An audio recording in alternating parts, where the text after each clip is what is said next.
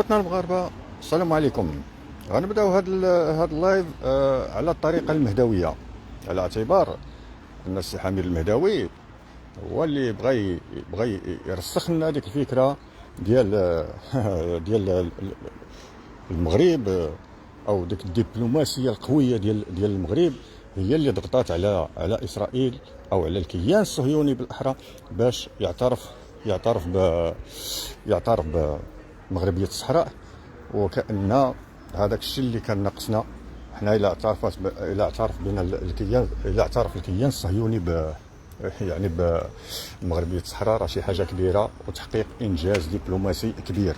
والعكس هو الصحيح، حنا كنعرفوا هذا الكيان وكنعرفوا ديك الاستراتيجيه ديالو التخريبيه ديال الشعوب، وديك سميتو الاستراتيجيه التوسعيه ديالو والمصالح ديالو اللي مبنيه على الاستعمار وعلى الاستغلال وعلى القتل وعلى سفك الدماء. اذا هذا الكيان اللي كان كيتمنى اننا حنا نعترفوا به علانيه، ولينا حنا اللي كنفرحوا ويجي السي حميد المهداوي كيطبل وكيزمر على اساس ان هذا راه انجاز حقه المغرب. يعني ضغط، قال لك المغرب هو اللي ضغط على اسرائيل، مارس عليها واحد الضغط باش تعترف.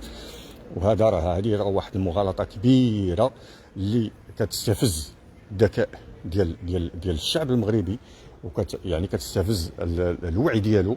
فالوعي الشعبي جدير باش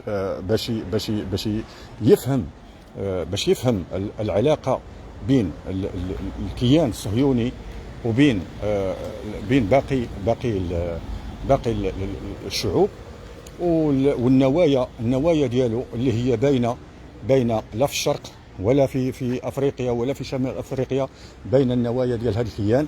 كيفاش كيطاكي في البلدان، وكيفاش كيتوسع، وكيفاش كيضايق على كاع البلدان اللي ما كتمشيش في ذاك الاتجاهات التوسعيه ديالو. اذا باش تسوق لنا على ان المغرب يعني صهينتو راه انجاز كبير، هذه مغالطه كبيره. السي حميد المهداوي سير قلب لك على شي خدمه، وبلا ما تبقى تستفز الذكاء ووعي المغاربه. راك عيقتي، وهذا هو اللي غنقول. انا راني في الخدمه، ما عنديش الوقت باش ندير شي حاجه، انا دابا عندي الخدمه. اذا السلام عليكم، غنكتفي بهذا القدر. تحياتي.